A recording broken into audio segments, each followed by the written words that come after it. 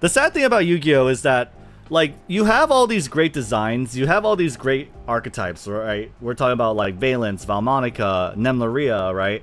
All of them are pretty cool, and they utilize the pendulum mechanic in very cool and interesting ways. And they have flavor in them, right? Apparently Nemleria is a girl that sleeps on your extra deck until every card on your extra deck goes out, and then she, you know, is able to summon her dream monster, which is really, really powerful. They have really great flavor, really great design, but it's just a shame because in Yu-Gi-Oh, there's only one way to play Yu-Gi-Oh. One universal way, one officially sanctioned way, and that is with advanced format. Nobody really tries to do a limited amount of cards or like limit the card pool too much, besides like the fringe formats that are obviously GOAT format and you know, Edison, right? It's just very rare for these type of fringe formats to come up and exist. And what it does is it's sad because you have all these archetypes, you have all of this like boxed in design, and they are really cool, they have flavor, right? But they just don't really get to see a lot of play because an archetype's popularity, an archetype's success and ability to take off and I guess capture people's hearts, right, is so tied to its power level. And that stinks. I think that's like the worst, that's the saddest thing about Yu-Gi-Oh! The saddest thing about Yu-Gi-Oh! Is that you do have ways, you do have room to put in flavor and like things that like bring a card archetype to life, but then it's just like right over here. I have this one comment that I wanted to highlight. Nemleria is such a good design. She sleeps on your extra deck until you manage to pull all cards out from under her. Then she wakes up, goes and goes back to sleep. I think it's a great design, right? I love that comment, right? The first reply, the archetype is hot garbage. I see nothing cool about that. And this isn't like me trashing or dissing whatever, you know, this user, right? His opinion is totally valid. Because in Yu-Gi-Oh, the only way you can like express yourself, or like the only sort of outlet you have in Yu-Gi-Oh is expressing yourself in terms of wins and losses, right? And maybe like a lot of people, they do have like their pet decks, right? But still, the pet decks, the goal is to win, right? The goal is not necessarily it's so focused, it's so how would you say it, it's so diluted, it's so focused, right? Everything needs to, it's either a win or a loss, and there's only one way to play Yu-Gi-Oh, which is the advanced format. Whereas in like Magic the Gathering, right, you have Commander, you have limited. Like with Magic, you have casual game modes. You have game modes that people can come in and their entry to the game is, I want to, you know, build a deck around this creature or that creature, right?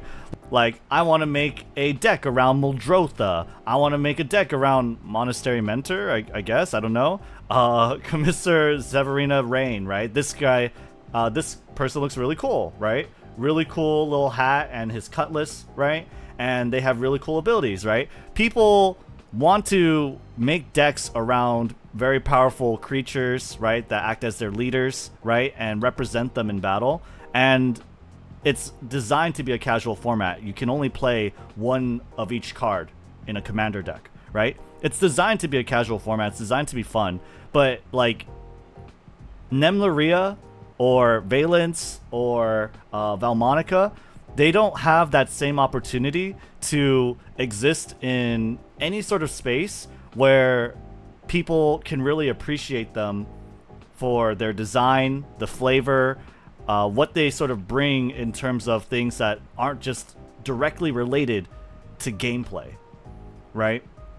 And I think that is incredibly sad. I think that is an incredibly sad thing about Yu-Gi-Oh! And that's why I think the best way like Yu-Gi-Oh! Moves forward and sort of grows, and what I mean by Yu-Gi-Oh! Is I mean like Master Duel format Yu-Gi-Oh! Advanced format Yu-Gi-Oh! Right? I feel like the best way for this type of Yu-Gi-Oh! To grow is by introducing alternate modes of play. Alternate ways of playing would be really good for Yu-Gi-Oh! Because there is such a huge market. There is such a huge market in Yu-Gi-Oh! For casual players. You know, people who fell in love with the anime and they just want to get their hands wet and they want to, you know, get into the game. They want to understand the game. They want to play the game. They want to play with their friends. They want to beat their friends, right? But they usually just get beat on.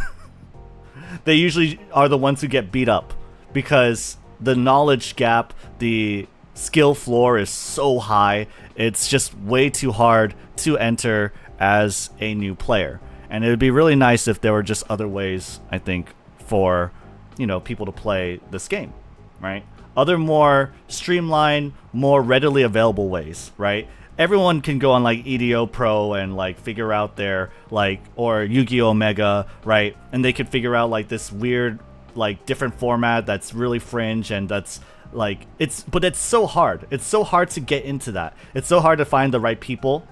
It's so hard to find the right Discord community or the people online and someone willing to learn this weird card game and this weird little different way to play the game with you. It's different, right?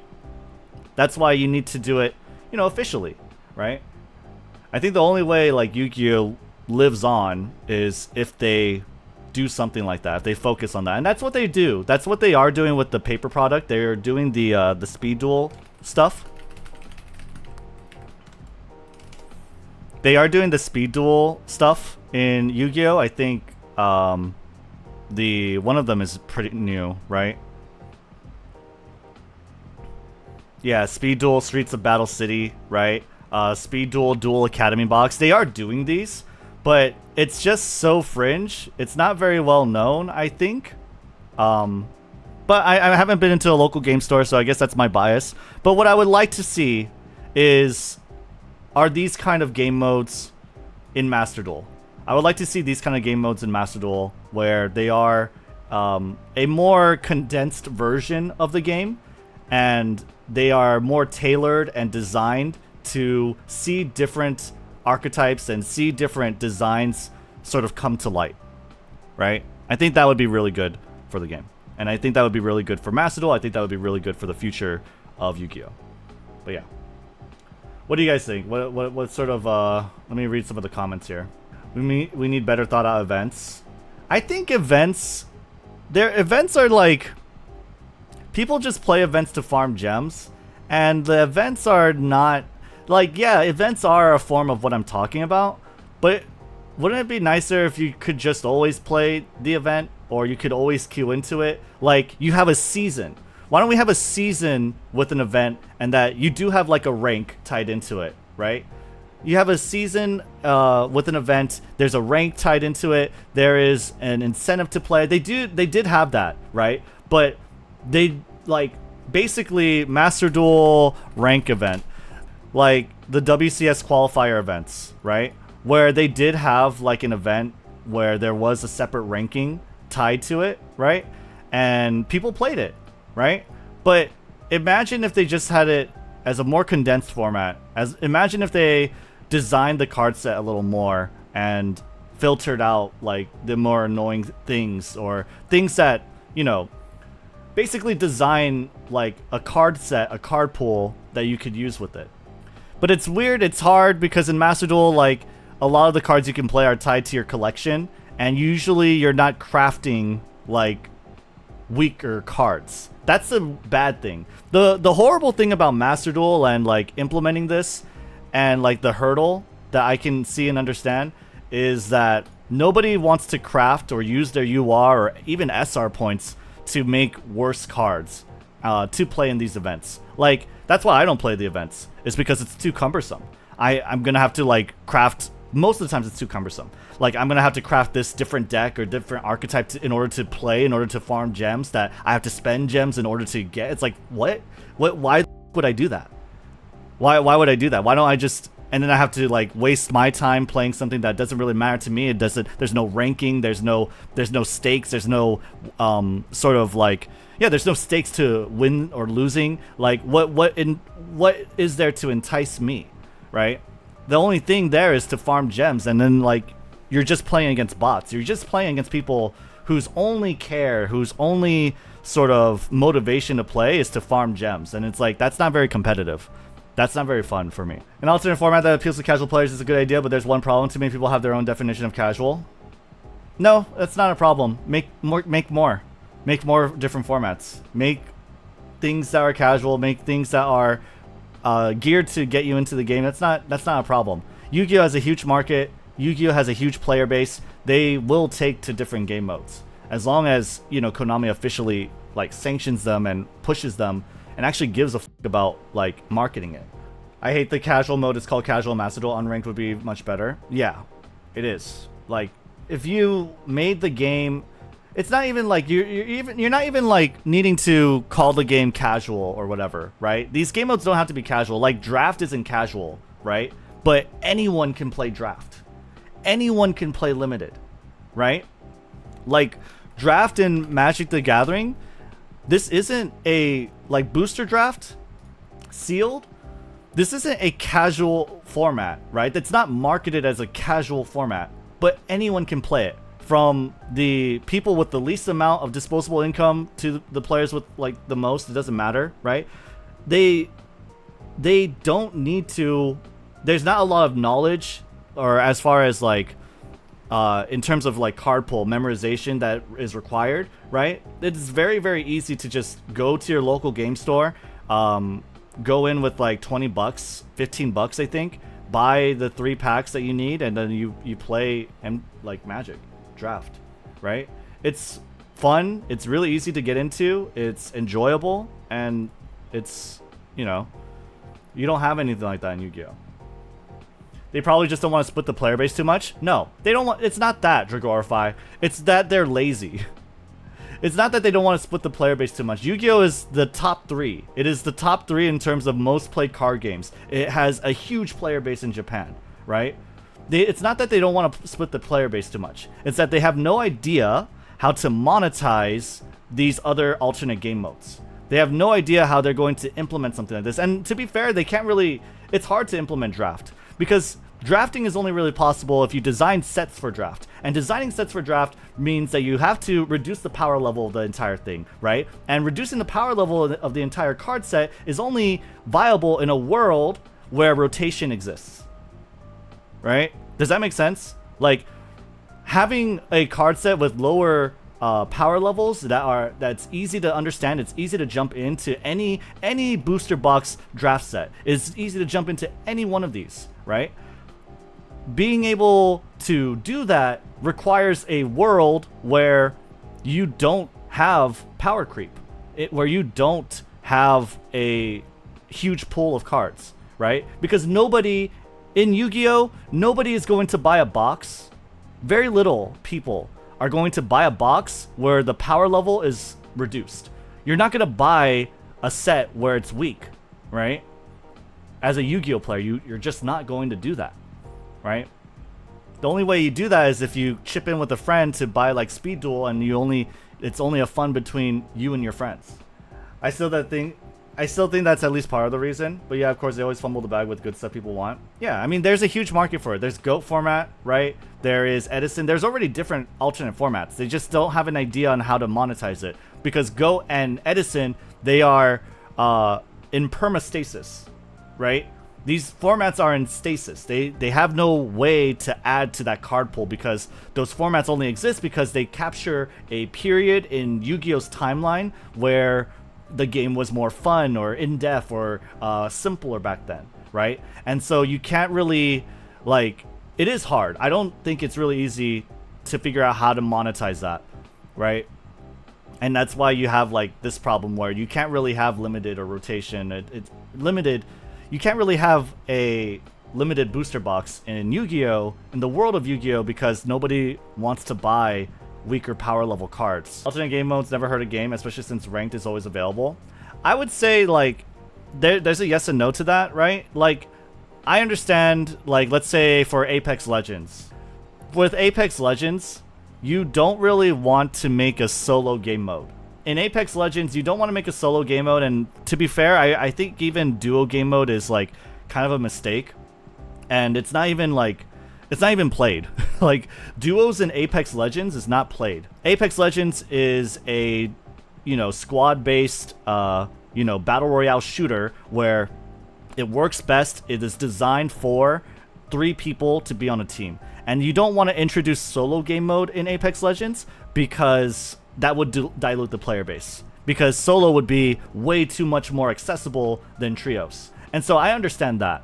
I understand that because you're taking away from the core design of the game, and for their player base, I feel like that is not a very good idea, right? Especially when they have a competitive scene, when they are like putting money into it.